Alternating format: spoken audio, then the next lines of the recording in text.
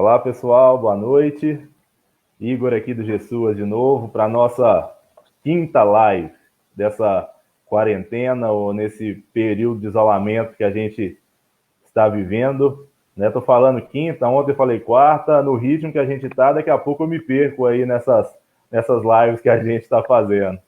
Né? Hoje estou com uma convidada super especial aqui, que se disponibilizou a falar um pouquinho com a gente, bater um papo sobre vigilância socioassistencial, que é a trilha dessa semana. Né? Feliz porque a Tatiana já conversou com a gente em outros momentos, quando a gente fez um estudo de caso sobre o município dela, sobre a vigilância no município dela, e a gente compartilhou e está disponível lá no nosso blog do Jessuas, e é um dos materiais mais lidos lá. Então, a gente fica muito feliz de estar tendo essa conversa aqui. Eu queria até aproveitar, pessoal, como eu tenho feito nos últimos dias, para aproveitar esses primeiros minutos aqui que eu fico falando, para vocês compartilharem essa live, chamarem os colegas, liga para quem tiver que ligar, manda no Facebook aí, no WhatsApp também, para a gente poder ter mais pessoas contribuindo e batendo um papo, porque eu acho que é isso que tem enriquecido nossas lives, tá? Falei isso na semana passada e vou repetir aqui para aqueles que estejam conosco aqui pela primeira vez. O Jessuas, para além da plataforma, um sistema de gestão que a gente tem, nós temos um blog onde a gente compartilha conteúdos voltados especificamente para a atuação na assistência social. O foco nosso aqui é trabalhar junto à política do SUAS. E outra iniciativa que a gente tem é a realização de alguns eventos. A gente chama de Jessuas na Estrada, que é um evento itinerante, onde a gente convida pessoas e profissionais dos municípios, principalmente aqueles municípios parceiros, para compartilhar. Acho que esse é um ponto legal que eu tenho destacado sobre a importância da gente compartilhar, da gente socializar as práticas, da gente poder contar um para o outro as ações e as práticas que estão sendo feitas que podem ajudar o município ao lado. Eu acho que isso é algo bem legal que a gente consegue fazer. Como a gente está em isolamento, a recomendação aí é quem puder ficar em casa. A gente, então, não está podendo fazer esses eventos fora, esses eventos externos, então a gente está fazendo o Jessuas em casa também, ou Jessuas no escritório, onde é que vocês estejam aí. E hoje, pessoal, eu estou como eu já disse anteriormente, eu estou com uma pessoa muito especial, que é a Tatiana, lá de Pombal, na Paraíba, que é responsável pelo setor da vigilância lá. E eu quero já de antemão, Tatiana, te agradecer muito pela sua disponibilidade. Você já falou que veio de Pombal hoje, já me falou que são 70 quilômetros da sua cidade, e mesmo assim se dispôs a doar um pouquinho do seu tempo para compartilhar com a gente aqui. Então, muito obrigado por ter aceitado bater esse papo comigo aqui. Eu que agradeço, a oportunidade de estar trocando um pouquinho de conhecimento com vocês, Boa noite, Igor. Boa noite a todo mundo que está acompanhando a gente, Conversar um pouquinho sobre a vigilância, que, assim, para mim é algo ainda muito recente, A gente em Pombal só está engatinhando, vamos dizer assim, temos uma média de 1 ano e 6 meses, de iniciativa da vigilância. E, assim, é uma construção contínua, A gente vê aqui na região poucos municípios que implantaram a vigilância, então eu fui buscar um pouquinho assim mais distante nas normativas, que o governo federal emitia, e fazendo, de acordo com o que foi nos aparecendo no momento de demandas, de estudos. Então a gente está, eu digo, ainda iniciando essa jornada de vigilância. Legal demais. Assim, mas e é bom você ter citado isso, A gente vê, nas nossas conversas aqui, nossas andanças, que a implementação da vigilância é de fato um desafio para muitos municípios, Eu vou te perguntar mais para frente ainda sobre alguns desafios, O porquê que você acha que às vezes isso é difícil de fato a implementação. Mas eu já vou aproveitar, Tatiana, para mandar um abraço para a turma que já começou a deixar algumas mensagens aqui. Michele de Souza, até escreveu alguns nomes aqui. Adriana Américo, acho que é de Dourados, ou não sei se ela colocou o município. Pessoal, vamos colocando o nome aqui e vamos colocando o nome do município aqui também, para a gente saber se a gente está indo muito longe com essa live. Eu e Tatiana, a gente já está bem distante, Eu estou aqui em Viçosa, Minas, Tatiana está lá em Pombal, não, em Patos agora, mas é de Pombal, lá na Paraíba. mas a gente já está vendo algumas carinhas aqui conhecidas também. Quero mandar um abraço para o Fábio, que já de antemão mandou os parabéns para a gente. Adriana Barros, Fábio Maia, Luciane Castilho, que é do CRAS de Gastão Vidigal, em São Paulo. Luciane Castilho também. Hilda, um abraço para Ana, para Isabel, para Franciele. Um abraço, Paulo. Estava ouvindo sua live lá e agora você está aqui me prestigiando também. Eneide, um abraço para você de novo. A Maigley Santos de Touros, no Rio Grande do Norte. Um abraço para você. Jader, um abraço. Já falei, já mandei seu abraço para a Tatiana aqui também. Neide aqui também, outra de Guamaré, no Rio Grande do Norte. Está falando que é só ouvidos para absorver os ensinamentos, viu, Tatiana? A responsabilidade. A Hilda, a Hilda também de Varzilândia, norte de Minas. A Auricélia de Porto Velho, lá em Rondônia. Ô, Paulo, depois, deixa eu até dar uma olhada aqui. Ah, tá. Paulo, acho que é só aí mesmo, viu, Paulo? Ana Silva, de São Paulo. Cláudia, de Grão Mongol. Helena, lá em Belém do Pará. Marisa, de Bela Vista da Caroba. Andresa, de Recife. E Ana Paula Freitas, que é da Vigilância de São Sebastião, em São Paulo.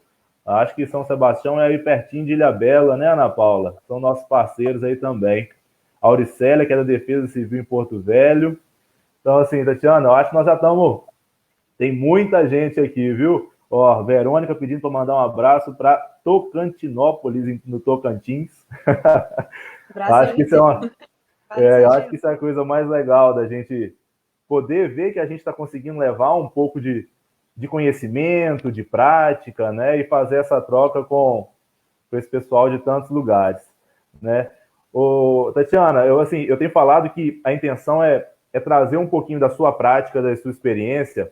E aí eu vou te pedir para primeiro, até antes da gente entrar na temática da vigilância, que vai ser o foco nosso aqui durante esse bate-papo, para você falar um pouquinho sobre Pombal, caracterizar para a gente aí o município, a rede socioassistencial, a rede da assistência especificamente, né, como ela está estruturada. Bom, Pombal é uma cidade no sertão da Paraíba, né? Tem aproximadamente 32 mil habitantes, então a gente é um município de pequeno porte 2. E a gente tem os dois níveis de complexidade, né? Primeiro, a gente tem 2 CRAs, 2 equipes de criança feliz, temos um centro de convivência, onde é realizadas as atividades do Serviço de Convivência e Fortalecimento de Vínculos.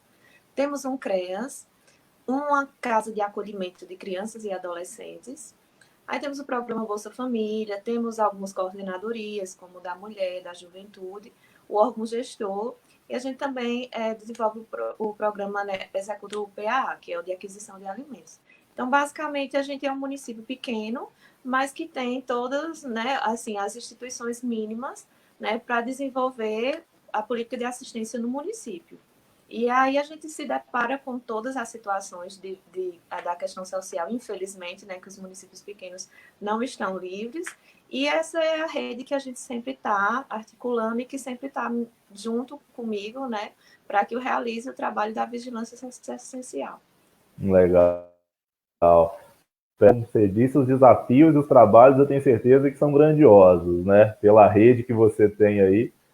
E aí, legal, assim, bom demais. Acho que isso é importante para a gente caracterizar um pouco, né? Até para a gente tentar um pouquinho entrar depois nas ações da vigilância em cada nível de proteção. Talvez a gente possa até aprofundar um pouquinho nisso aqui. Vamos ver como que caminha a nossa live aqui também.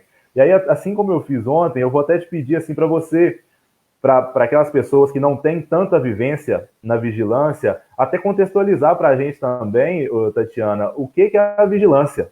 Qual que é o papel dela aí dentro principalmente na assistência social? Bom, a vigilância, né, ela está centralizada, né, no órgão gestor aqui, né.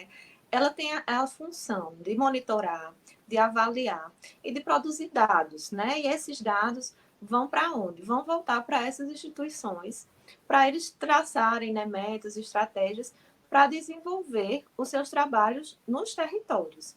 Então, especificamente, né, a gente precisa, é fundamental o trabalho das instituições dentro desses territórios, e a partir das informações que eles produzem, é que a vigilância, né, vai trabalhar, ela vai sistematizar, ela vai analisar esses dados e vai dar um retorno para que a gente atinja realmente o objetivo, né? O CRAS, qual é o papel do CRAS naquele território, quais as situações que é relevante que a gente esteja trabalhando, né? E aí a realidade de um CRAS, né, de um território, é diferente do outro território. Então, o que é que a gente pode extrair, né, dessas realidades? E a realidade, né, como é diferente, quais as estratégias que a gente vai traçar para um e as estratégias que a gente vai traçar para outro?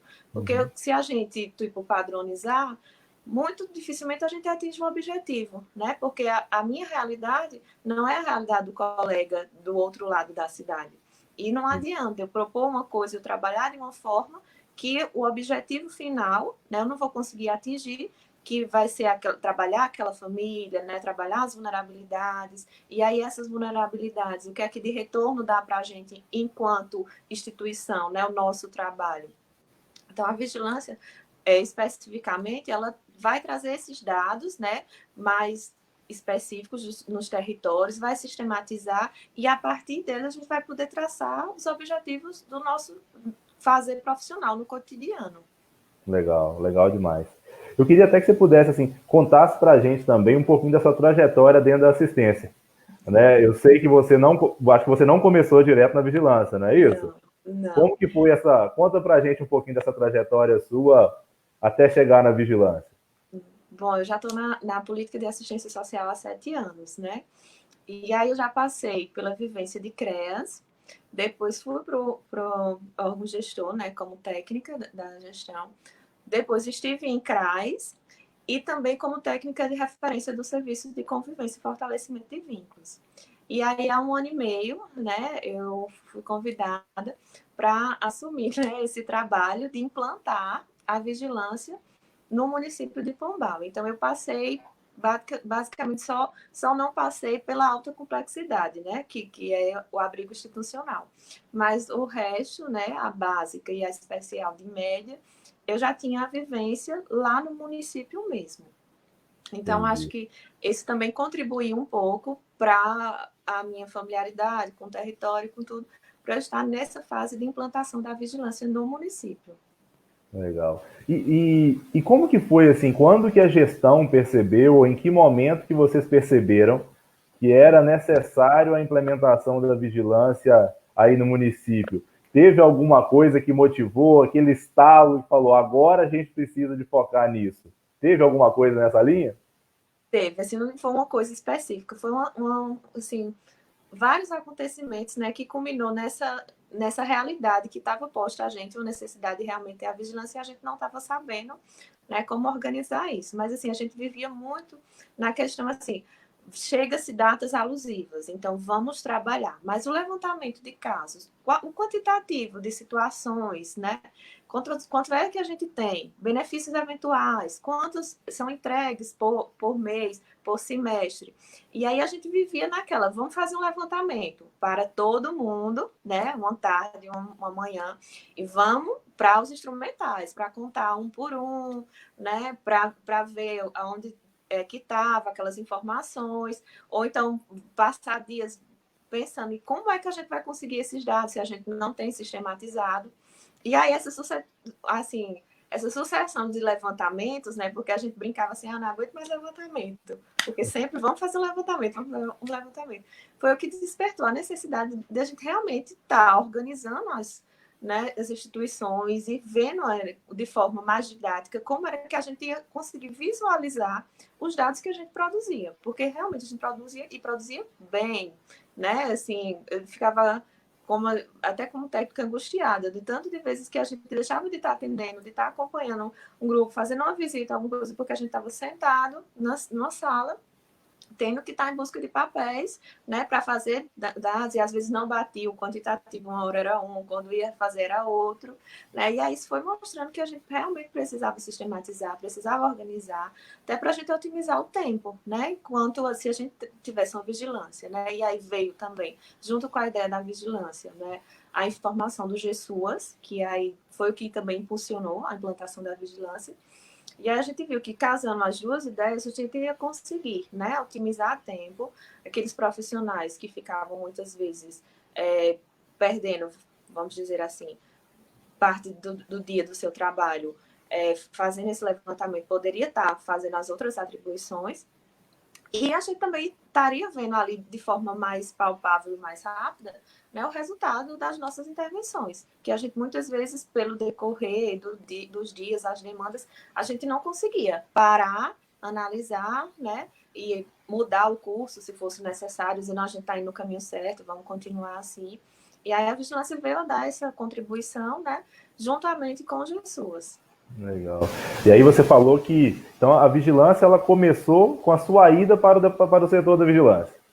Foi Exatamente. antes de você ninguém tinha tentado implementar ou assumido essa responsabilidade, né? Não, antes não tinha vigilância em Pombal, né? E aí eu fui convidada a assumir essa função de estar à frente da vigilância, mas de também implantar, né? Que assim, no início eu fiquei um pouco receosa porque eu procurava assim parâmetros, né? Em alguns municípios que eu pudesse estar entrando em contato, trocar experiência.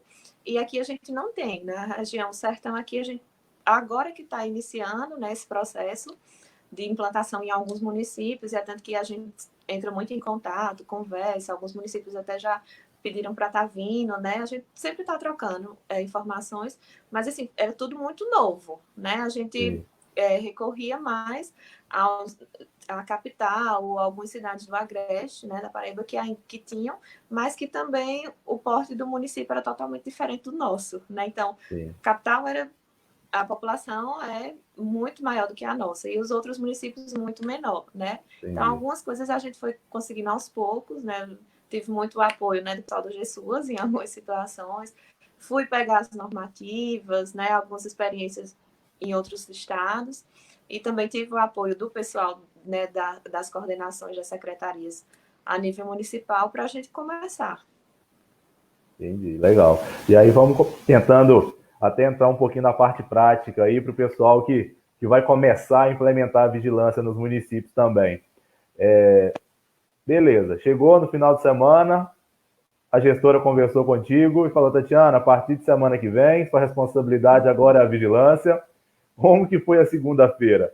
Como que você chegou na sua sala, onde quer que você começou a trabalhar? E qual foi sua primeira atividade? Como que você começou a implementação da vigilância aí em Pombal? Bem, assim, esse fato de estar, né, levantamento para isso, levantamento para aquilo, às vezes a gente em um CRAS tinha um entendimento, né, o outro CRAS tinha outro, o CRES tinha outro, né, e como eu estava dentro dos serviços, né, e tinha esse contato direto com as coordenações, a gente começou a perceber que também faltava a gente também alinhar um pouco os conhecimentos técnicos. Né? E quando eu fui pegar realmente as normativas e estudar a questão da vigilância, a gente vê que a vigilância tem dois eixos, né? O primeiro é a questão das situações de vulnerabilidade. E o segundo, a gente vai trabalhar o padrão, né, a satisfação e a qualidade dos serviços. E aí eu disse, não, então vamos começar, né, pela questão dos serviços. Vamos trabalhar essa parte de alinhar os conhecimentos a partir das normativas que a gente tem, para daí a gente realmente ir para as situações de vulnerabilidade. E aí, o que é que eu comecei, né? Realmente, eu fui para as instituições, né? E a gente marcou dias, momentos, onde a gente ia estudar e principalmente focar em cima dos RMAs, né? Que era a gente ia alinhar o conhecimento, né? Que um CRAS tinha, o outro CRAS tinha, de acordo com as normativas. E a gente fez encontros, as duas equipes, né, junto com a vigilância e a coordenação da proteção básica, foi para o manual, depois do manual a gente foi para casos práticos, né, a gente trouxe estudo de casos, e eles iam lá, a gente dava as informações, né, no estudo de casos, e eles iam preencher os RMAs, e a partir desse preenchimento a gente já começou a ver que sentia as faltas, né, de alguns elementos que não contemplavam nos RMAs, e aí já surgiu a questão de a gente elaborar instrumentais complementares, né, quem tem a vivência de CRAS vê que o RMA ele é muito reduzido, o RMA federal, né, e aí a gente, não sabia, assim, no mês foram desligadas 4 famílias. Mas por que essas famílias foram desligadas? Não querem mais o acompanhamento, superaram a situação, né? Todas as metas do plano individual de atendimento foram contempladas e não justifica mais. Então, a partir dessas inquietações que as técnicas, junto com as coordenações, começaram a visualizar no estudo, né, do RMA, a gente começou também a elaborar novos instrumentais, que a gente chama hoje de instrumentais complementares, né? Todo mês eu, enquanto vigilância, eu vou fazer um monitoramento, né, que é questão de ver os RMAs, mas a gente também pede, né, que eles encaminhem os RMAs complementares. E aí a gente consegue visualizar o motivo dessas famílias porque desistiram, né, se desistiram a necessidade de uma busca ativa, a necessidade, às vezes, a empatia que não teve com o técnico e que fez a gente tenta fazer a abordagem com outro, né? Então, tudo isso a gente conseguiu alinhar conhecimentos também, né? Quando a gente foi para o estudo mesmo, sentar e estudar para a gente iniciar, né, a fase de realmente captar o que eles produziam de dados. E aí a gente fez isso com o CREAS, né?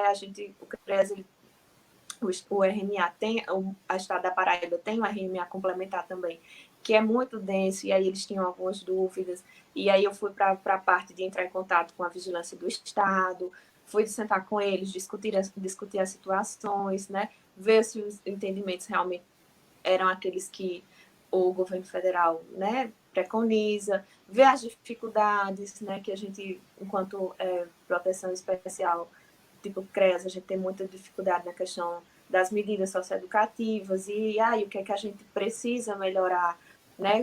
É o diálogo com o sistema de justiça, né? Então vamos para esse diálogo. Então foi esse momento, né? O inicial foi de conhecer as fragilidades, né? Tentar alinhar conhecimento para daí a produção de dados ser realmente, né? Aquilo que a gente quer, fidedigno com o que é preconizado, que muitas vezes é um exemplo prático, né? Um CRAS tinha um número de famílias acompanhadas muito acentuado e o outro tinha a quantidade padrão. E a gente começou a perguntar, né, nesse momento, qual é o entendimento de vocês sobre acompanhamento, né? E a gente foi ver que tinha uma divergência e essa divergência era que estava gerando um quantitativo muito alto, né? Que na realidade não se fazia um acompanhamento a todas aquelas famílias. E aí a gente começou a ajustar, né, o que não estava correto, para daí realmente dar início ao que a gente planejava enquanto vigilância. E da mesma forma foi feito com a equipe do Serviço de Convivência, né, do Centro de Convivência, porque Pombal tem uma particularidade que o público de 7 a 17 anos ele é atendido no centro de convivência, o centro específico não é dentro do CRAS, né? E aí é uma equipe com facilitadores, educadores sociais, e aí a gente foi para lá também para ver quais eram as fragilidades, né? Porque eles tinham de instrumentais para produzir dados, eles não tinham, né? E aí nós fomos, junto com eles, construir instrumental de planejamento, né? De avaliação, de acompanhamento de usuários. A gente conseguiu identificar também nesse monitoramento que muitas vezes o técnico de referência não estava sempre, né, assim, pelo menos uma vez por semana, presente nas discussões, no planejamento. E aí isso nos fez também fazer esse retorno ao CRAS e pedir para que tivesse, né, e hoje a gente já consegue, uma vez por semana, né, nas sextas à tarde. Existe o planejamento no centro de convivência e o técnico de referência de cada CRAS está presente, porque é um momento que eles vão discutir as situações que aconteceram na semana, ou assim, algumas atitudes com algum usuário que eles acham que esteja estranho, ou que o usuário não está indo, a necessidade de estar entrando em contato com essa família. E isso tudo a gente conseguiu ajustar, né, quando a gente foi para a base mesmo, para as instituições, e viu as necessidades que a gente precisava, né, melhorar. Entendi. Legal demais. Acho que, e aí é o ponto importante que da sua fala também, e até recapitulando um pouco da conversa com a Tiara ontem, e até mandar um abraço pro pessoal de Itaiobeiras que está acompanhando a gente aqui também, nessa nossa live. É necessário, né, Tatiana, passar por esse processo de nivelamento do conhecimento, nivelamento dos conceitos que serão adotados, né? A gente vê isso como já que você vai trabalhar com sistematização de dados depois, é importante que todo mundo esteja na mesma página, né? É o que você destacou aí, que eu acho que é fundamental com todos os municípios que queiram implementar a vigilância. E aí, até para te fazer uma pergunta. Você falou que naquele momento... Oi, Soninha, abraço. Que quando você começou, antes você estava nos equipamentos, no CRAS, no centro de convivência, e muitas das vezes ficava naquela assim, já vem mais formulário para eu preencher, mais dados para eu entregar.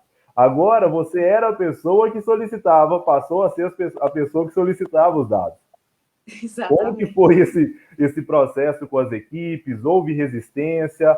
Ou desde sempre o pessoal entendeu a importância também? Ou teve que fazer aí, para além do nivelamento, que eu acredito que seja até um segundo momento, mas nesse primeiro momento, quando houve a decisão de implementar a vigilância, como que foi a receptividade das equipes aí nos equipamentos? Bom, assim, a gente teve, vamos dizer assim, um plus, porque quando a gente implantou a vigilância, concomitantemente a gente adquiriu o GSUAS, né? Então, foi um momento que vieram as duas coisas, né? Veio a questão de ser mais instrumentais que eles iam ter que fazer, mais informações que eles tinham que produzir, mas em contrapartida, eles tinham e têm hoje, né, um sistema que pode dar muita celeridade a todas as situações que aparecem. Então, assim, no início, né, assim como eu, eles estavam, né, assim, na expectativa, o que é, como é que vai se desenvolver, né, vai ser mais burocracia para a gente, né, que tem uma demanda altíssima, realmente, a gente tem muita demanda, né, mas quando a gente foi para a prática, que a gente sentou, começou a estudar e ver nossas falhas, né, e ver que talvez o que a gente perdia tempo fazendo levantamento era porque a gente não registrava bem as informações, porque a gente não sistematizava, a gente não organizava. E quando a gente começou a utilizar os GSUAS, e quando eles faziam os atendimentos, quando eles alimentavam as frequências, né, dos coletivos, do serviço de convivência, e a gente conseguia extrair, né, através dos GSUAS, os RMAs, já basicamente prontos, né, e que eles conseguiam muito rapidamente estar fazendo atendimento. Então, abre o GSUAS e fazendo atendimento e alimentando ali.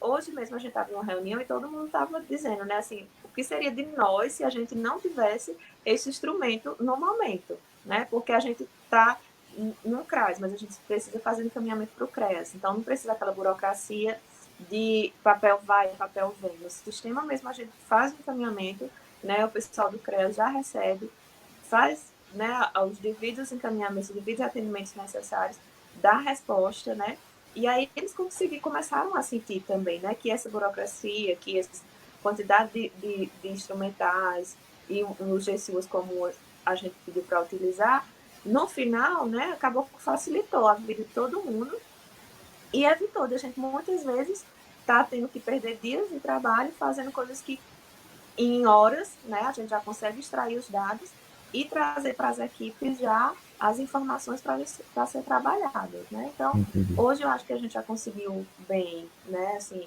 com que todos utilizem. É claro que aqui o acolá ainda tem uma duvidazinha, mas a gente está sempre utilizando bastante ele e reconhecendo que nos ajuda também. Legal.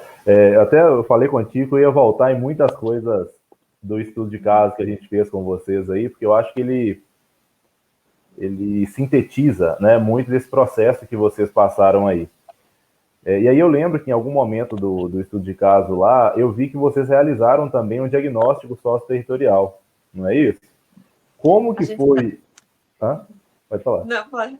Ah, tá. Bom, a gente ainda não terminou, né? A gente está em Sei. processo de esperávamos que fôssemos terminar agora, mas por essa situação da pandemia. Mas a gente começou, né, o ano passado, nessa fase de elaboração do diagnóstico. Como a gente já alinhou conhecimentos, como já a gente tem bastante informação, agora vamos para os territórios mesmo, para a gente conhecer, né, provavelmente quais as demandas, né, quem são nossos usuários. E aí a gente pensou, né, como é que a gente vai fazer isso? Eu vou contar um pouquinho do como foi. Por favor. É um município de 32 mil habitantes, então a gente não pode pegar uma amostra ínfima, mas também não pode pegar uma amostra muito grande. E a gente não tem equipe suficiente para isso, né? Então a gente tem uma parceria com a UFCG, que é a Universidade Federal de Campina Grande, que tem um campus com curso de serviço social numa cidade próxima. E a gente entrou em contato, né, com o pessoal de lá, e aí um professor se disponibilizou a estar com a gente nessa construção, e também os estudantes a virem para nos ajudar na realização desse diagnóstico. Então, foi bem bacana o momento, né, porque a gente se reuniu para construir, né, o que é que a gente vai querer desvendar nesse momento, né? Então, a gente fez questões abertas e fechadas, mas basicamente eu tenho até um modelo aqui, né? Basicamente, a gente vai tentar construir um perfil dos usuários, vai com relação à renda, com relação à habitação, educação, saúde, né? Vai buscar também entender um pouquinho do como eles entendem a política de assistência social, quais serviços eles já acessaram, né? Qual o nível de satisfação.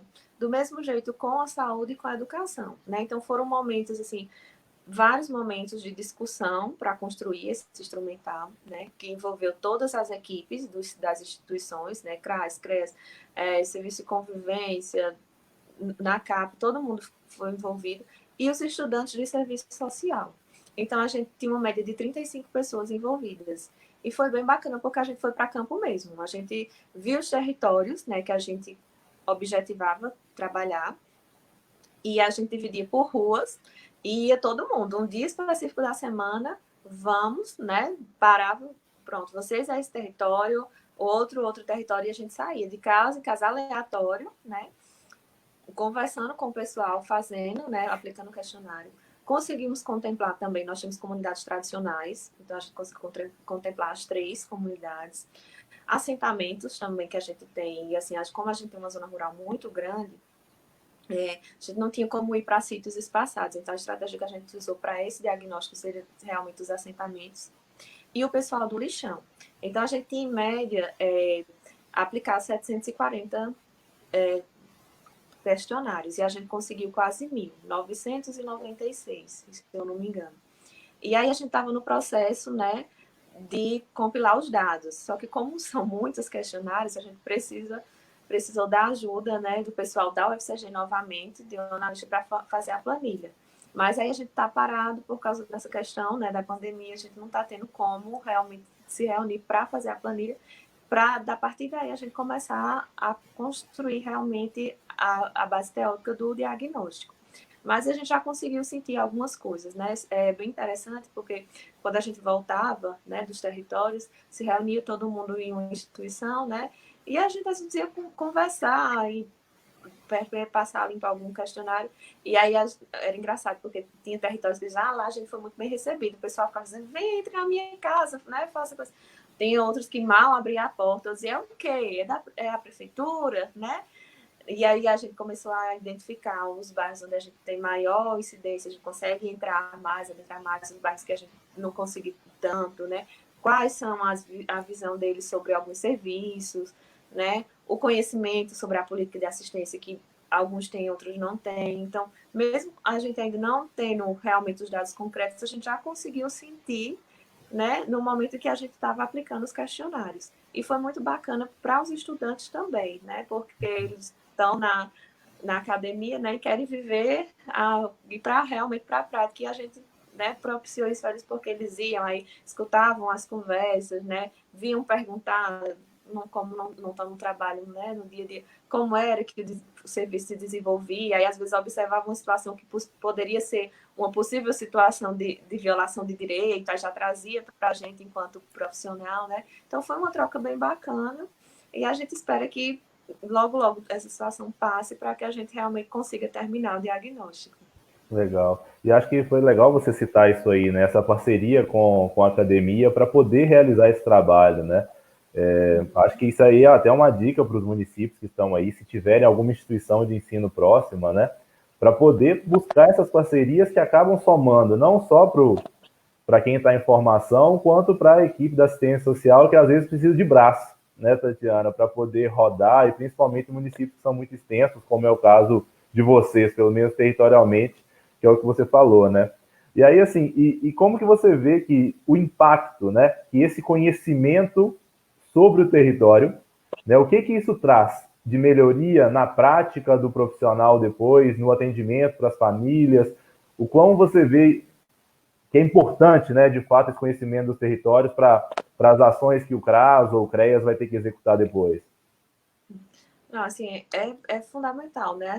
Muitas vezes a gente está ali na correria do dia a dia, a gente chega, senta, faz o nosso trabalho, né? Que é o habitual do dia a dia, e a gente não tem aquele olhar, né, mais apurado para ver o que está à nossa volta, né? O que está se pondo, né, como demanda e vai passando, né? Então, assim, a gente conhecer o território ali, né, são as vidas, né, são as relações sociais que se estabelecem. E como eu falei, né, um território não é igual ao outro. A necessidade que é imposta em um território não é posta em outro. E talvez aquilo que a gente está se propondo a trabalhar, né, às vezes o que a gente coloca, né, quando a gente vai construir com a família o plano individual de atendimento, seja a nossa visão, né, daquela realidade, daquele território, daquela família. Mas não é aquilo que aquela família deseja, não é o que eles culturalmente, né, foram habituados a conviver ou que ele espera para o futuro. E aí, quando a gente consegue conhecer o território, as vulnerabilidades, né, as potencialidades, mais fácil a gente conseguir, né, trabalhar com a família, com o indivíduo, né, porque talvez a gente põe expectativas, né, uma família que a gente acompanha há anos, né, mas aquela expectativa que a gente coloca é a nossa, não é o interesse daquele usuário, não é o interesse daquele indivíduo, né? Ou talvez ele não possa realizar, porque aquele território não oferece meios, né? Porque as políticas não garantem, né, com que eles atinjam esse objetivo. E quando a gente sabe onde a gente está pisando, né? Onde a gente vai atuar, é mais fácil a gente conseguir êxito, né? Então, assim, é fundamental, uma das bases, né, da vigilância é a questão do território. Sim. E em Pombal a gente tem muito isso. Um território se apresenta com algumas demandas e o outro território são demandas totalmente diferentes, né? Então, a gente não pode padronizar. Porque a gente vai trabalhar em um, a gente não vai trabalhar em outro, porque em algum a gente vai deixar um déficit, né? Não vai atender às expectativas. Então, é isso também que a gente vê e vem cobrando muito na questão de planejamentos, né? Então, quando a gente planeja e quando a gente conhece, né, a área que a gente está atuando, mais fácil a gente lograr êxito, né? Então, é uma coisa que a gente vem batendo muito, né, com as instituições é que a gente faça os planejamentos, né, e que a gente execute, né, da forma que se é posto naquele território, aquela instituição, né? Não padronizar, porque antes, e eu já experiências em outros municípios, a gente viu que muitas vezes o que é proposto para um é executado por todos os outros serviços. Mas é a realidade de todos aqueles usuários que vão, né, participar daquela atividade. E aí, quando a gente tem um planejamento próprio, né, a gente não é pego de surpresa, a gente dá tempo de organizar as ações e também, né, de planejar essas ações de acordo com o que é posto para aquele momento. Sensacional, Tatiana. Acho que esse ponto que você destacou aí sobre poder ter olhar diferente para as realidades do território, né? Uma coisa que eu costumo falar muito aqui na empresa mesmo, com o pessoal do GESUAS, né? E quando a gente vai visitar alguns municípios, a gente entende também que os recursos da assistência social são escassos. E aí eu não estou falando só de recursos humanos, mas inclusive de recurso financeiro mesmo, né? E aí, muitas das vezes, a gente tenta fazer uma campanha, igual você falou, não, esse ano nós vamos trabalhar tal coisa. Aí desloca e aloca todo o recurso que a assistência social tem para uma campanha específica. Mas muitas das vezes, aquele problema ou aquela demanda que vocês estão trabalhando na campanha, ela está localizada ou está presente somente num pedaço, num bairro específico, numa região específica, num território específico, né? Então, o conhecimento das particularidades no território permite, inclusive, a vocês, gestores que estão à frente da assistência, alocar melhor os recursos, né? A gente entende que, havendo recurso infinito, vamos fazer todas as campanhas para todos os locais, até porque, dessa forma, a gente trabalharia numa perspectiva preventiva também, né? Mas isso não sendo possível, e eu acredito que isso seja a realidade na grande maioria dos municípios, Se a gente tiver esse conhecimento, né, como você disse, planejar, tiver o diagnóstico feito, o conhecimento do território, vai permitir vocês ter ações mais assertivas, né, e poder, de fato, contribuir com as famílias, né, Tatiana? Acho que foi bem legal isso que você citou aí. Eu vou até aproveitar para mandar mais alguns abraços aqui. A Célia perguntou se essas lives estarão disponíveis.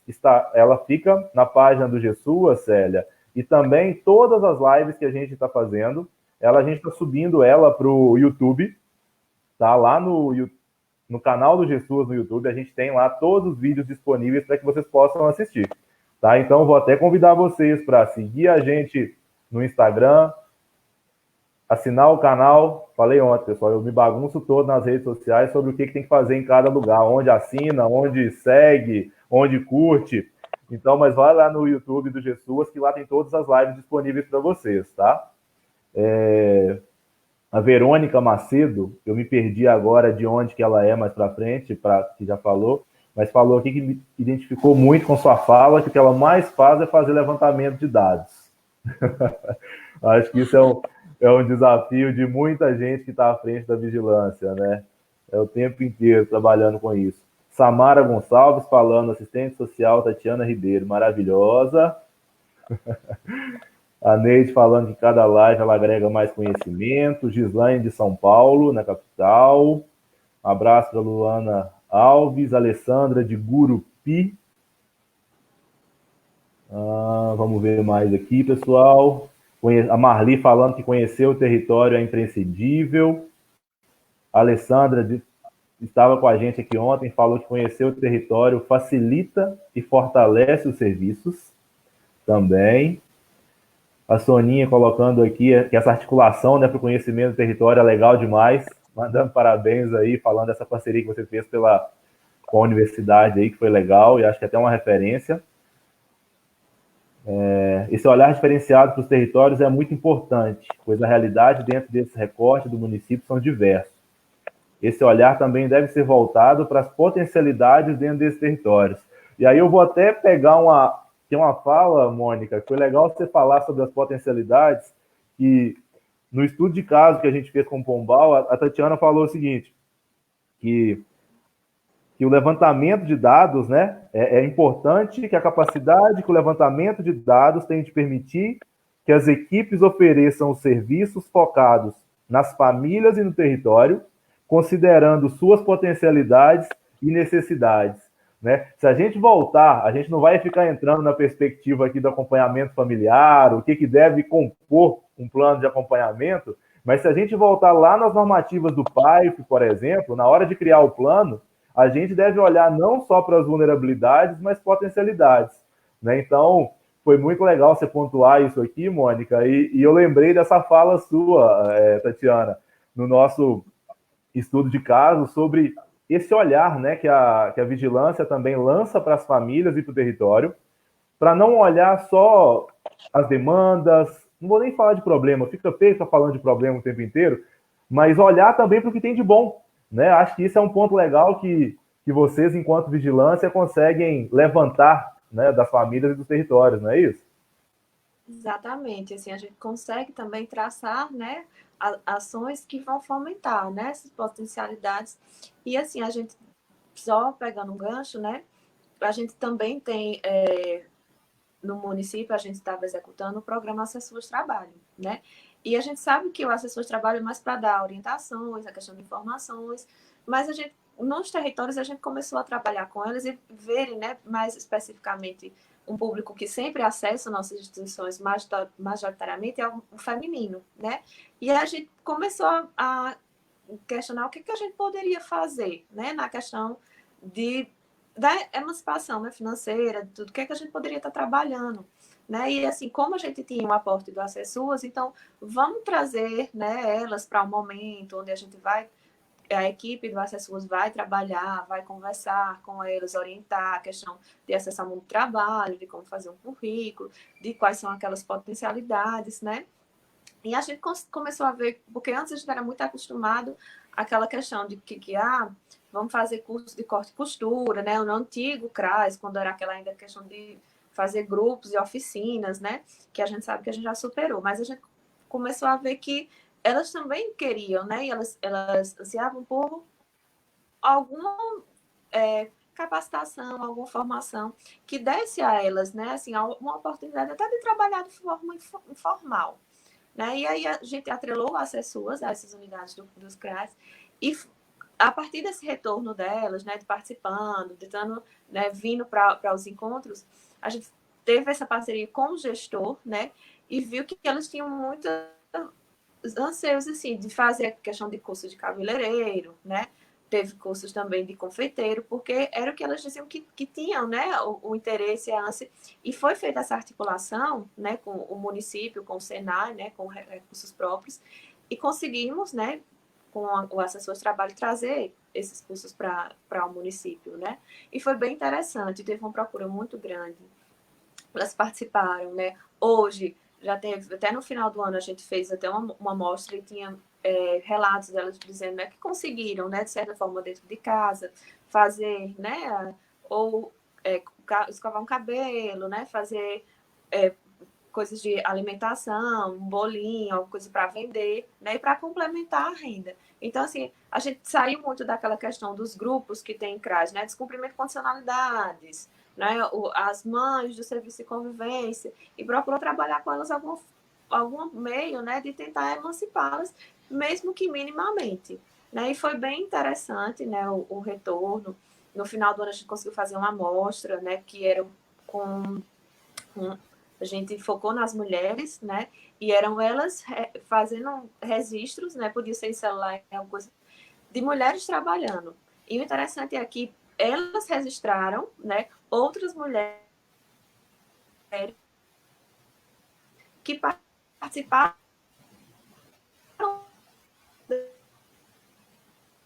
desse, que a gente viu que, além de a gente proporcionar, né, um momento, né, de mostra cultural, a gente também, né, conseguiu, mesmo que minimamente, potencializar alguma, como eu posso dizer, algo que estava nelas, mas que elas não sabiam que tinham, né? Aquele aptidão para alguma coisa que muitas vezes elas não puderam explorar e ali ela teve um meio de se descobrir, né? Então foi gratificante também quando a gente conseguiu, né, mesmo que minimamente, ter essa visão. Legal. Eu acho que é um ponto que você trouxe, né, da importância da gente direcionar nossas ações, né, as ações da assistência para um objetivo, né? Acho que todas as ações da assistência ela tem que visar de fato, né, o desenvolvimento da autonomia dos usuários, a superação das vulnerabilidades que eles se encontram, né? O agravamento, pelo menos, dessas situações de vulnerabilidade, né? Muitas das vezes a gente escuta relatos, né, do pessoal assim, talvez não tendo conhecimento sobre quais ações deveria executar. Né? A gente partir de criar, inventar ação é muito difícil. Mas se você tiver um olhar para a demanda, para a vulnerabilidade, para a situação de violência, para a violação de direito, né? E olhar para trás, de fato, para ver o que está causando, né? O que pode estar motivando essas situações, eu acho que facilita muito aí o desenvolvimento das ações, né? Tatiana, eu queria te perguntar um pouquinho mais também sobre os instrumentais que você usa aí na vigilância, né? O que você coleta de dados aí, se puder detalhar um pouquinho mais dos dados que você coleta. E aí, se você quiser entrar um pouquinho na proteção básica, eu normalmente olho isso para além disso, para além do RMA, por exemplo, e da mesma coisa na média e na alta complexidade, se você puder compartilhar um pouco disso com a gente. Bom, assim, a gente usa, né, padrão, tem realmente os RMAs, né, que vão nortear, né, todo mês, né, para a nossa atuação. Mas a gente fez, como eu disse, alguns formulários complementares, né, que vai dar um subsídio maior, como eu falei, a questão de saber o motivo do desligamento, né, a quantidade de atendimentos, né, quantos atendimentos que foram feitos por assistentes sociais, quantas escutas psicológicas, quantos atendimentos, né, ou escutas psicossociais conseguiram fazer, né? Aí, a partir daí, quantos encaminhamentos, né? E quais esses encaminhamentos foram para onde, o retorno que a gente teve. Então, a gente conseguiu minimamente organizar, né, alguns instrumentais que norteiam a atuação profissional, juntamente com que a gente consegue também extrair do GESUAS, né? É interessante a gente também, enquanto básica, né, falando, os CRAs, eles acompanham as situações de descumprimento e condicionalidades do Bolsa Família, né? E aí, se me permite, eu vou só citar um exemplo do que a gente fez. Nós tínhamos um problema muito grande porque viu sempre um número enorme de famílias em situação de descumprimento de condicionalidades. E aí, era uma lista que a gente não conseguia dar fim. E isso, né, se a gente não consegue acompanhar, também repercute na questão do IGD, né, de recurso, e também vai impactar na vida daquele usuário, porque ele pode chegar até o benefício cancelado. E aí a gente, né, o que é que está acontecendo? É uma lista muito grande. Né? A gente tem um instrumental para fazer o atendimento, né, para registrar se vai ser acompanhamento, se não vai, fazer o recurso. E a gente conseguiu ver o que nesses instrumentais? Muitas vezes, que as famílias alegavam, era que a criança estava indo, mas que não sabia explicar o motivo, que estava lá com as faltas, que a maioria era questão de falta, com faltas muito altas, né? Que faziam com que ele descumprisse a meta dos 75%. E aí a gente começou a dizer, não, então alguma coisa tem errado, né? O instrumental deu retorno a gente, vários que foram, né? Em busca do CRAS para fazer recurso ou para saber o que estava acontecendo, diziam, não, meu filho vai para a escola normalmente. E aí a gente não sabia nem como fazer o recurso, porque ela estava dizendo que ia para a escola. Pegava a frequência no mesmo quantitativo, 90%, 86%, 99%. Então, a gente disse, não, alguma coisa está errada aí, né? Então, vamos pegar esse instrumental, vamos ver. Não, a maioria com essa coisa, que está indo para a escola, está indo para a escola. Cadê as frequências? A mesma coisa. Aí, enquanto vigilância, né, eu peguei essa lista de descumprimento de condicionalidade, e o que é que a gente começou a observar? Que uma escola específica, né, era que estava existindo esse descumprimento. E aí, o que é que a gente ia fazer, né? Então, a gente fez até um projeto, né, que a gente titulou, né, descumprimento de condicionalidades, eu não lembro o nome bem agora, mas a gente fez um projetinho, tudo, e o que é que a gente planejou? Vamos trabalhar, primeiro, os técnicos, né, dos CRAs. Então, a gente fez um momento lá, trouxe uma pessoa que tinha conhecimento do sistema, do SIG-PBF, explicou como inserir, quando era questão de acompanhamento, quando era questão de justificativa, né? Mas isso já estava muito bem alinhado com eles. Então, eu disse assim, não, o problema não é aí, né? Mas aí a gente também planejou mais 2 momentos. E um segundo momento foi quando a gente foi para essa escola que sempre estava com alto índice, juntamente com os técnicos, né? O pessoal da educação do Projeto Presença, que é quem registra as presenças no sistema, e com a coordenação da escola e o pessoal que é responsável por informar as frequências lá na escola. E aí, nessa conversa, nessa explanação de como era para fazer o registro, tudo a gente já conseguiu identificar, né, um erro.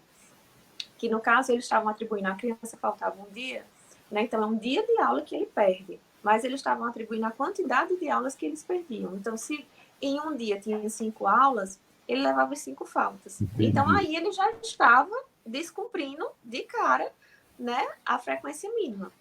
E aí a gente já começou a identificar, não, então o erro está sendo no registro. Mas além dessa etapa, a gente também, né, planejou trabalhar com os pais e com os adolescentes, né, escola de adolescentes, que eram, né, beneficiários do Bolsa Família. E aí foi bem legal, né, a gente dividiu as equipes, foi um dia à noite, os pais foram para um auditório, os filhos em outro local, em outra sala. E aí, para os pais, a gente foi falar, né, do que era o programa, que existia condicionalidades, né, que o governo, ele liberava esse recurso, mas ele, em contrapartida, a família tinha que fazer a parte dela, né. E com os adolescentes, o município de Pombal, ele tem alguns NUCAs, né, porque a gente também pleiteia o ser Unicef. Então, a gente fez uma articulação com os adolescentes dos NUCAs, e eles foram, né, adolescentes, conversar com adolescentes sobre a questão da importância do estudo, a repercussão das faltas, né, no Bolsa Família, a importância não só pelo Bolsa Família, mas a educação no futuro, né, e a gente conseguiu ver que foi muito produtivo, foi muito salutar, os pais perguntaram muito, né, participaram, os adolescentes da mesma forma. Depois desse momento, né, a gente saiu, né, com algumas indicações de trabalhos também que foram colocados pelos adolescentes. E, né, a gente conseguiu ver os frutos do nosso trabalho na outra lista de repercussão, né? Então, assim, se eu não me engano, o trabalho foi feito em julho, né? Começou em julho de 2019, a gente trabalhou agosto, né? E quando veio a lista de repercussão de setembro, a gente tinha medo de abrir, né? Mas a gente só teve 8 questões de suspensões, que o habitual era ter 30, né? E aí a gente começou a entender que não só as suspensões diminuíram, os bloqueios também, né? E as advertências, porque o problema estava no registro das informações. Então, a gente começou realmente a focar, né? Então, aquelas pessoas que realmente estavam descumprindo, pois a gente teve como atender e acompanhar de fato, né? Porque diminuiu o quantitativo do que antes, que era uma lista de 100, 130, né? Quando muitas vezes era um erro de registro. Então, assim, foi uma coisa que nos deu um retorno já quando a gente pegou esses instrumentais e foi analisar. Legal. Não, mas bacana demais.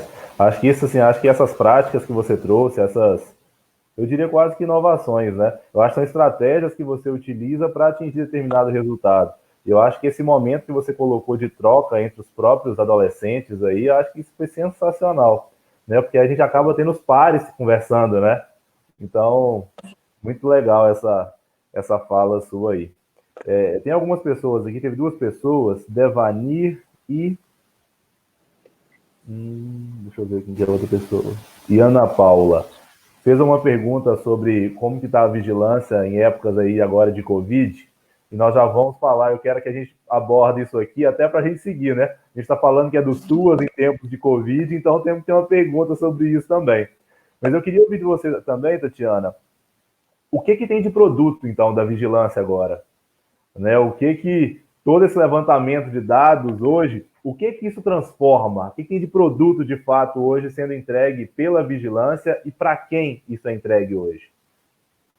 Então, assim, entre algumas coisas, né, que a gente já fez, eu acho que a gente conseguiu, de produto da vigilância, né, trazer, primeiro, quando se trata da questão de violação contra a mulher, né, a gente viu que existia muita subnotificação. Não só enquanto hospital, né, delegacia, registros no CREAS, até no CRAS. Quando a gente foi se debruçar sobre isso, a gente começou a ver que, assim, a gente sabe que as violências acontecem, mas não estavam chegando aos órgãos, às instituições, né? E aí, uma coisa bem interessante que eu acho que a gente conseguiu, né, fazer, tipo, o engajamento delegacia, poder judiciário, né, hospital, secretaria de saúde, a gente trouxe, né, para uma conversa e a gente conseguiu criar, né, assim, um protocolo de atendimento, né, e de fluxo, né, e a gente, assim, não é um trabalho que já terminou, né, e a gente continua no sentido de fazer a sensibilização, muitas vezes quando chega na delegacia, né, já é atendida de forma que já se sente acuada e não vai procurar outros serviços. Então, a gente já conseguiu trabalhar essa sensibilização, mas é claro que é continuamente, né, porque a gente não é uma pessoa só que está lá, é sempre outras. E a gente conseguiu também trazer, a gente tem aqui, nós no município, nós não temos delegacia exclusiva da mulher, mas a gente conseguiu trazer das regionais para estabelecer esse diálogo, né, com as delegadas, para construir esse fluxo desse protocolo. E a gente está vendo que a gente está conseguindo, né, se comunicar, chega alguma situação de violência, então ela vai para o serviço, vai para a coordenadoria da mulher, é atendida no CREAS, a gente entra em contato se precisa da saúde, ou chega na saúde, eles já sabem a quem reportar, porque muitas vezes atendem, mas não sabem, né, a quem vai encaminhar aquela situação. E a gente conseguiu se engajar e foi construído um fluxo, né, mas que a gente sempre está antes, né? Agora a gente está num período, mas a gente sempre estava se encontrando para aprimorar, né? Ver o que poderia melhorar, apertava fazer algum ajuste, né? A gente conseguiu também, em cima do que a gente produziu enquanto vigilância, né? O aniversário da cidade em julho. Então, em julho do ano passado, a gente conseguiu fazer o nosso, né?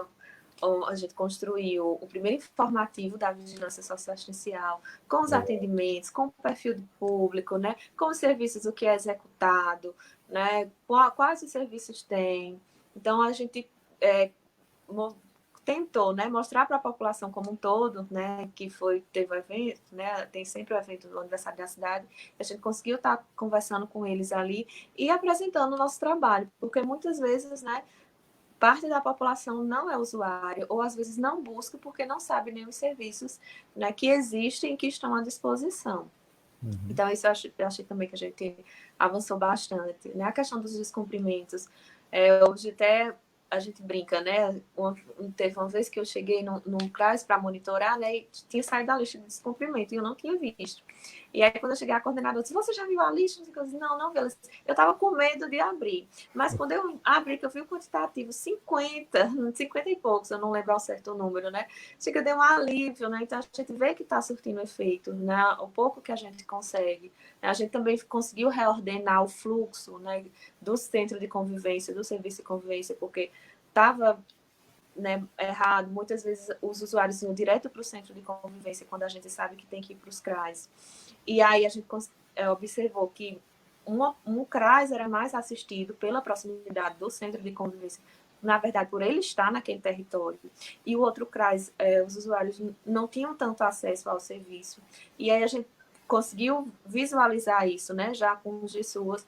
E aí, qual a estratégia que a gente vai traçar, o que é que vai criar? Então, a gente reorganizou os fluxos, né? Então, as inscrições agora, né, passaram de fato a ser nos CRAs. A partir daí da CRAs, a família já vai saber que tem um transporte para buscar, que muitas vezes, quando tem resistência por não conhecer, que foi o que foi feito, né, a coordenadora, né, marca um dia, vai todas aquelas mães conhecer o centro de convivência, né, e aí sabe onde é que o filho vai estar, sabe quem é a coordenação, sabe quais são as atividades ofertadas, e aí a gente já conseguiu trazer esse público também. Então, cotidianamente, são coisas que nos vão acontecendo, que vai pedindo para a gente parar e rever, né, onde é que a gente precisa melhorar, né, o que é que não está dando certo. Então, as demandas vão sendo postas, né, e o que a gente não consegue prever antes, a gente para e vai estudar e vai analisar para ver como é que a gente pode solucionar ou melhorar, né? Claro que falhas tem, mas a gente está nessa tentativa. Legal. E aí, até para pegar um gancho, então, sobre essas atividades, como que estão as atividades agora aí, Tatiana? Nesse contexto do Covid-19, a gente já conversou hoje mais cedo sobre isso, até aproveitar Exatamente. para te pedir para mandar um abraço para a Maiene aí também, tá joia? Agradecer a parceria de sempre também. E aí, contar para a gente aí como que estão as ações da vigilância no contexto do Covid. Mudou alguma coisa? O que mudou aí nesse contexto agora? Bom, eu já até brinco assim, eu aperreio muito, né, a Ariana, e hoje também entro em contato com vocês, porque as demandas estão surgindo de uma forma diferenciada, né, por essa situação. Infelizmente, a gente não está trabalhando com os grupos de serviço de convivência, né, os grupos do PAIF também foram suspensos, então tudo que foi atividade coletiva, a gente não está realizando, né, por orientação até do governo federal, e pela questão da segurança e da saúde, tanto dos usuários quanto dos técnicos. E a gente está se centrando muito na demanda que está aparecendo na questão dos benefícios eventuais, né? Porque muita gente desempregada, muitas pessoas que trabalhavam Rio, São Paulo, né, fora do estado, estão retornando porque perderam, né, aquele meio de trabalho. E aí não tem, né, meios de prover. E é o que está realmente nos batendo a porta no momento. É uma demanda muito grande de benefícios eventuais. Né? Mas a gente já tem aquelas famílias que são acompanhadas e que realmente, de fato, a gente conhece. Né? Tem outras famílias que estão nos demandando, né? Que são novos, mas aí a gente tem como instrumento, né, os GSUAS, né, para consultar prontuário, o SIG-PBF, o CAD-SUAS, que está nos servindo também, né, como base de consultas, e o diálogo com eles de forma remota. Então, é uma coisa que está nos demandando muito, né? E é o trabalho dos técnicos. Então, a questão do benefício eventual, os casos extremos, assim, nos acompanhamentos familiares, porque as situações não deixam de acontecer, né? As relações não deixam de existir nos territórios, e chegam alguns realmente que são estritamente necessários de nossa intervenção, e nós estamos atendendo, né? Mas, claro, que com a questão de toda a segurança, e também muito a questão que não existe, né, em quantidade expressiva, mas que é uma realidade, que é a população de rua, né? Que enquanto CREAS, né, ele está muito nessas situações de acompanhamento, né, que é mais o que se tem na cidade são andarilhos, né, que chegam à cidade e a gente tem que estar fazendo, né, essa abordagem social, essa comunicação com a família, para ver a questão de um abrigo temporário, alguma coisa assim, e as violações de direitos extremas, né, mas o que mais nos demanda no momento é a questão dos benefícios eventuais, que inclusive a gente, né, tá cobrando muito de vocês, assim, porque é o instrumento que a gente está vendo que dá mais celeridade, né, e atende à necessidade daquelas famílias, porque a maioria realmente é questão alimentar e a gente tem que atender essa demanda emergencial, porque fome não dá para esperar, né, para amanhã, é o jeito.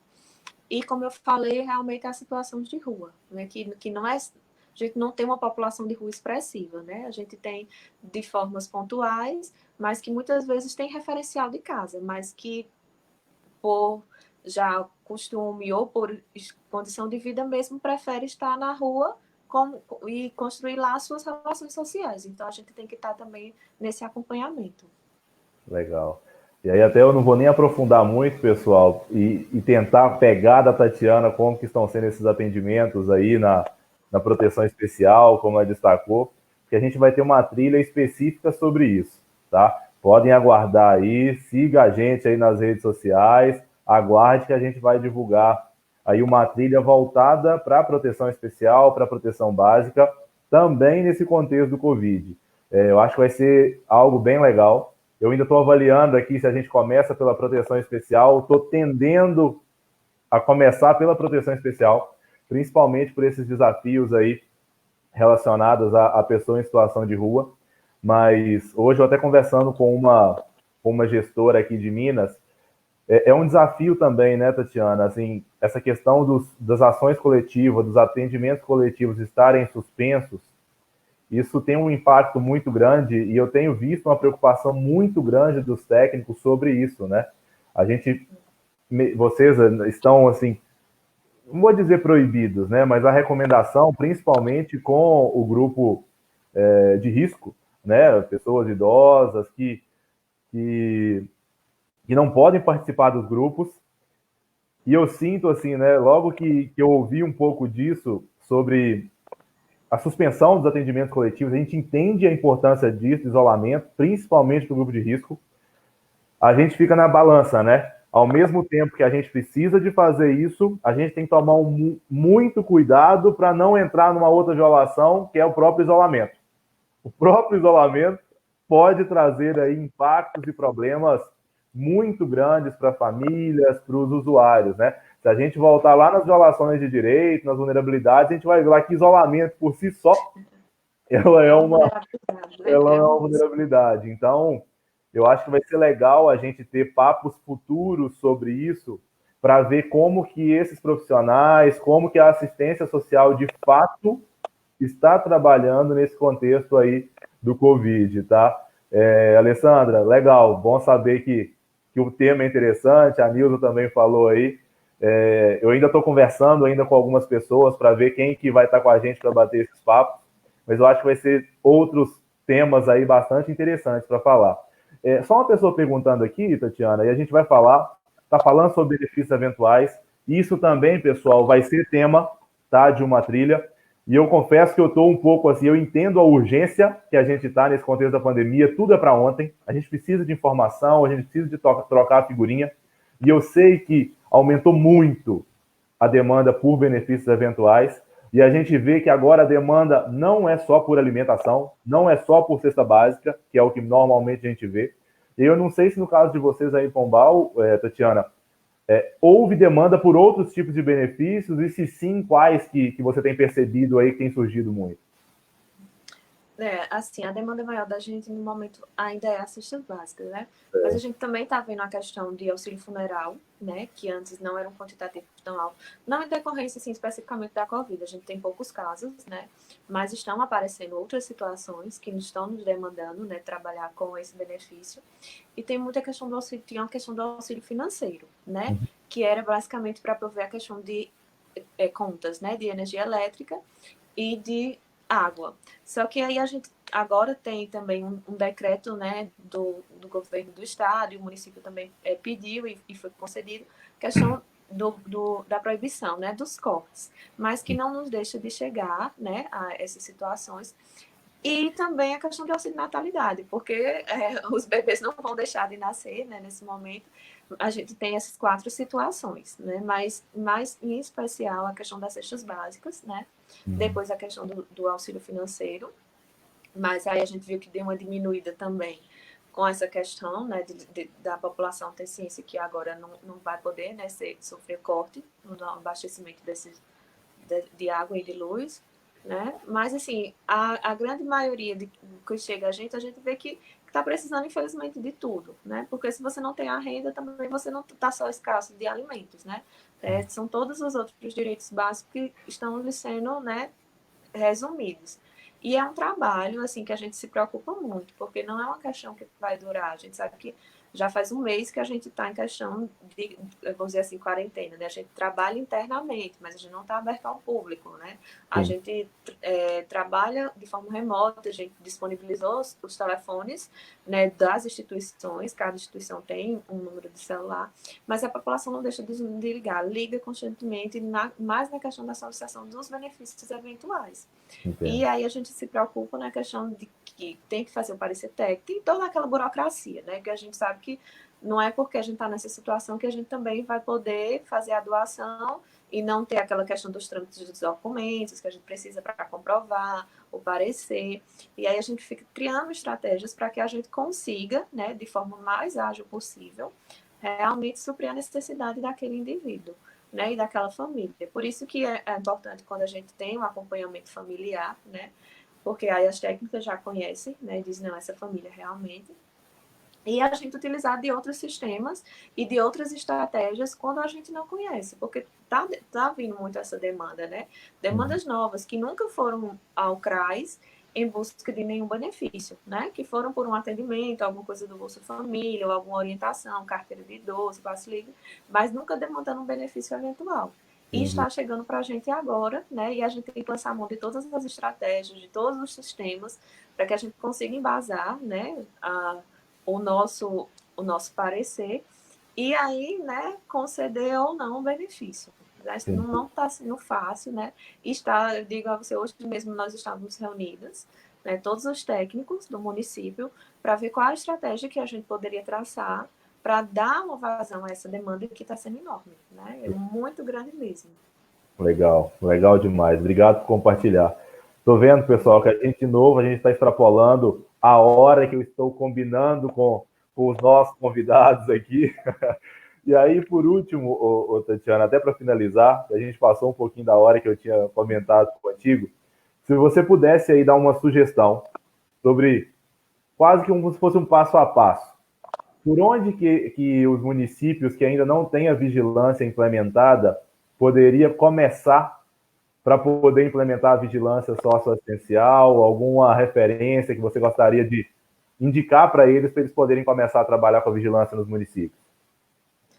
Bom, acho que assim, primordial que eu acho que eu consegui, né, dar o pontapé inicial, foi a questão de você conhecer os serviços, né, e alinhar, né, com eles, fazer aquele trabalho assim de educação permanente, né, mas de alinhar os conhecimentos, até porque são eles que produzem as informações que a vigilância vai trabalhar, né? E se você não tem um entendimento, né, como está nas normativas de forma correta, você vai criar informações falsas, ou às vezes você vai subnotificar situações que demandam a nossa atuação, né? Então, assim, quando você consegue, né, minimamente, porque isso é, como eu disse, é constante, a gente tem que estar trabalhando constantemente com serviços, né? Eu digo, a sede da vigilância é no órgão gestor, na secretaria, mas todas as semanas, eu estou nos serviços, estou fazendo monitoramento, porque sempre vai surgindo demandas, necessidades novas, dúvidas, né? E a gente tem que estudar, tem que sempre estar.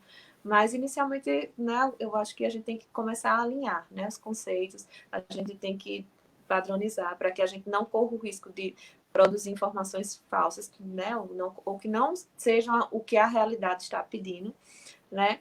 Em seguida, eu acho importantíssimo, e eu digo assim, que essa situação que era inesperada, né? Nos gera até uma angústia quanto à questão do diagnóstico social, porque a gente consegue sentir muito território que a gente está inserido. A gente consegue ver nossas fragilidades enquanto política de assistência. A gente consegue conhecer situações que, por a gente não vivenciar, a gente não tem um olhar, né? E eu digo isso das comunidades tradicionais, os quilombolas, né? A gente atende, mas a gente não tem aquele olhar que eles têm sobre o conhecimento do mundo, sobre as políticas, né? Até a dificuldade de acessar por alguma limitação ou por não conhecer, né? E quando a gente constrói, né? E quando a gente tem esse diagnóstico, a gente tem um norte, né? Por onde é que a gente vai iniciar? E a partir daí a gente vai conseguir, né, traçar os objetivos, as estratégias, né? O sistema também GSUAS é muito importante, né? Nos dá um retorno muito bom quando, claro, que não só o sistema em si, né? A gente precisa que os técnicos alimentem esse sistema para que a gente obtenha as informações, porque se o sistema estiver lá, mas se os técnicos não tiverem, né, o hábito de estar, né, alimentando, né, e registrando tudo que foi feito lá, a gente não consegue, né, as informações. Então, eu acho que a gente alinhando o conhecimento, a gente fazendo o diagnóstico, em cima dele, a gente traçando a nossa atuação profissional, já é um bom começo, né? E, assim, estudar. Eu digo, eu comecei do zero, eu li aquele manual de orientação da vigilância, li, reli, fui lá outras vezes, mandava e-mail para a vigilância, ao pessoal da vigilância do governo federal, aperriei muito, como a gente fala aqui, né? Aperrear a vigilância estadual, né? Às vezes a gente queria comparar os dados do município com os dados a nível estadual, e aí eu, né, a gente precisa para saber se a gente está indo no caminho certo, se a gente não está, né? Então, como é que eu faço isso? Como é que eu posso implantar? Então, e perguntar, ver com, né, a gente, os profissionais, a gente tem muito conhecimento com outros municípios, então, também perguntar, questionar como é que vocês estão fazendo aí, porque aí a gente consegue moldar, né, um pouco da realidade deles à nossa realidade, mas é claro que atendendo ao que está posto para a gente. Então, acho que é basicamente isso, e até hoje eu ainda digo, a gente ainda está na fase de implantação, né? Eu acho que ainda não, a gente não conseguiu consolidar a vigilância lá em Pombal, porque 1 ano e 6 meses a gente ainda tem muita coisa, eu acredito que para andar, fazer andar. Legal.